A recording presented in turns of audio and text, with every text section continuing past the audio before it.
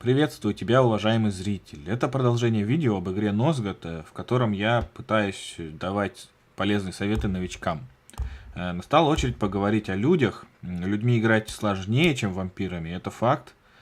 Статистика показывает, что люди сливают гораздо чаще. Вообще, всех игроков можно разделить на две условные группы. Те, кому нравится играть и за вампиров, и за людей. И те, кто любит играть за вампиров, а игру за людей воспринимает как неизбежное зло. Этому есть простое объяснение. Вампиры играют активно от атаки, люди же вынуждены играть пассивно от защиты. Ну и так, начнем с охотника-арбалетчика. Изначальная компоновка у него почти оптимальная. Болы — это просто незаменимая вещь. И горсть снарядов, которые можно закинуть на крышу, откуда подозрительно раздается шипение прыгунов. Или добить противника, когда у тебя обойма заканчивается. Единственное, что я бы рекомендовал докупить на первых порах, это вот такой вот, как у меня, усиленный арбалет с повышенным повреждением. Придется чаще перезаряжаться, но дополнительные повреждения могут спасти твою шкуру, когда ты один на один. Когда на тебя напали, не кидай болу сразу же. Опытные противники, они на автомате уже кувырок делают, чтобы увернуться. Я об этом как раз говорил в своем первом видео. Делаешь 1-2 выстрела из обоймы. Это понижает его бдительность. Затем накидываешь уже болу на противника, который уже уворачиваться не собирается. Затем достреливаешь остаток обоймы и довершаешь начатое гранатами. А там уж как пойдет. Это если ты один на один. А вот, кстати, хороший момент с болой. То есть не позволил уйти недобитому противнику, его добила алхимичка. Ну так, идем дальше. Если же видишь, что противник грызет кого-то из товарищей по команде, немедли, кидай болу сразу же. Вершиной мастерства владения болой, я считаю, является умение накинуть ее на сентинела, подлетающего к команде.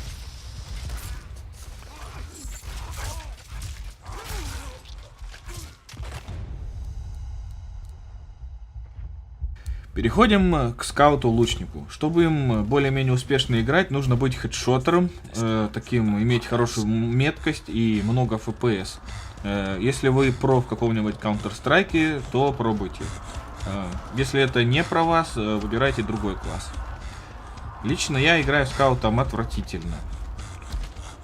Чтобы снайпериться скаутом, я бы рекомендовал заменить стандартный лук на усиленный, который при полном заряде сбивает противника с ног. Им классно отстреливать сентинелов издалека, если вы, конечно, меткий игрок. Еще популярностью пользуется турель. В отличие от стандартного дождя и стрел, который наносит равномерный урон по площади, урон от турели сконцентрирован.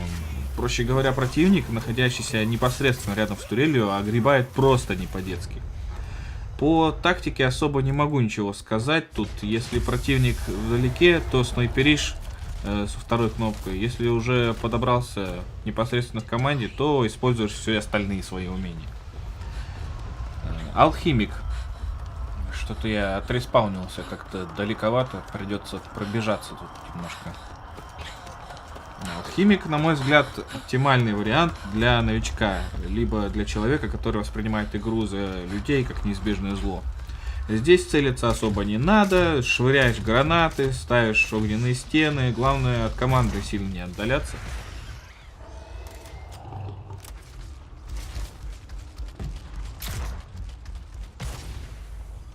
Для еще большего упрощения ситуации можно заменить стандартную пушку на мультикэнон, которая швыряет сразу 3 гранаты веером. Если говорить в целом про игру за людей, то основное это держаться группой. И под этим я подразумеваю не сбиться в кучу, аккурат помещаясь в радиус действия отравленной гранаты Ривера, например. Достаточно держать всех товарищей по команде в пределах видимости на расстоянии более-менее точного выстрела. Наиболее успешная стратегия для новичка, который попал на карту и не знает, что делать, куда бежать, это прицепиться хвостом за каким-нибудь более опытным игроком и прогуливаться где-нибудь в тени в роли телохранителя, держа его в поле зрения и ждая, пока на него кто-нибудь напрыгнет. Вот как на меня сейчас прошляпил я прыжок, думал, что граната остановит его, Но не тут-то было.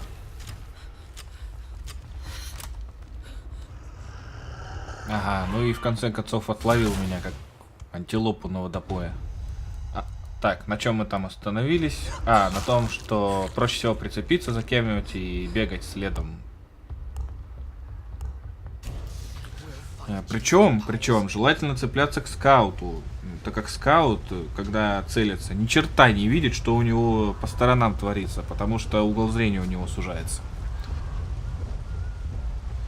На лечение у алтаря лучше отправляться минимум парой. Один лечится, второй охраняет. То есть не как я в том эпизоде на водопое с Ривером. Потому что в местах лечения возможны засады прыгунов-добивателей. Когда вас добивают прямо у алтаря, помимо всего прочего, это еще очень сильно бесит. Дальше еще один важный момент. Любые действия и атаки ваши не оказывают никакого влияния на других членов команды. Поэтому самое безопасное место на поле боя, как это ни странно, это внутри дождя и стрел, или рядом с турелью, или в стене огня, которые сотворили твои товарищи по команде. Ну вот о чем думал этот Ривер, вот сейчас прыгал на меня с полным здоровьем, у самого остатки какие-то. Дальше, самый действенный способ увернуться от захвата летуном, по моему опыту, это бежать перекатами в его направлении. Тем самым максимально приближая зенитный угол между тобой и летуном к вертикали. Тогда ему никак в воздухе не извернуться, чтобы тебя захватить. Он не умеет лететь вертикально вниз. Теперь о контрмерах, как в прошлый раз. Против летунов хорошо работают скауты. При умении, конечно. Они отстреливают их еще на дальних дистанциях, поэтому когда летуны добираются до твоей команды, у них уже половины здоровья нет. Против танков турелимов хорошо действуют арбалетчики, потому что на такую медлительную тушу легко накинуть болу, расстреляв затем из тяжелого арбалета. Ну а против прыгунов алхимики. Их гранаты хорошо прошибают даже через вот эту их синюшную броню. Итого, по аналогии с игрой камень, ножницы, бумага, у меня получается вот такая вот схема. Танк бьет скаута, скаут бьет летуна, летун бьет алхимика, алхимик бьет прыгуна, прыгун бьет арбалетчика, ну и арбалетчик бьет танк. Теперь пару слов о перках скажу.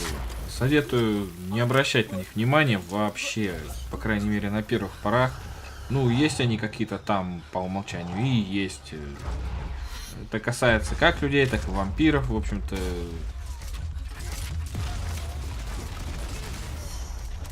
Впоследствии, когда будешь чувствовать себя увереннее в игре и золотишко подкопишь, можно пробовать выбирать перки в зависимости от ситуации на поле боя. Ну, то есть тоже контрмеры какие-то принимать. Например, против засилия летунов применять вот этот перк, который уменьшает количество повреждений от падения. Ну, вообще об этих перках в последнюю очередь нужно думать. Короче говоря, золото свое тратить именно на улучшение активных способностей своих персонажей. Есть еще в этой игре такой отдельный режим игры. Называется он Siege или Осада. Суть которого, в принципе, та же самая, что и в обычном десматче, только люди кучкуются не где им захочется, а в районе определенных точек, что дает им, ну, при захвате этих точек дает дополнительные очки. То есть люди получают некоторое преимущество. Может быть, я позже сниму видео отдельно про этот режим игры, может и не сниму, потому что, как бы, кроме того, что я уже сказал про этот режим-то и сказать особо нечего. Каких-то особых стратегических или тактических приемов именно для этого режима что-то мне не приходит в голову. Ну, то есть все то же самое происходит. Единственное, что там можно такую хитрость сделать, когда там бойня идет с твоей командой, ты умираешь и респавнишься где-нибудь в отдаленной точке карты, ты отделяешься от команды и бежишь к соседней точке, на которую никто не обращает внимания, и ее захватываешь, пока там все остальные заняты этой бойней, в основном месте действия. Ну вот, заканчивается все там же, где и началось, у статуи сарафанца с гербом Украины. На этом, пожалуй, все. Возможно, будут еще какие-то дополнения к этим видео, но пока что мне больше нечего добавить. Все зависит от твоей реакции, дорогой зритель. Так что комментируй, задавай вопросы, делись этим видео с друзьями и так далее. Всем пока и Invictus!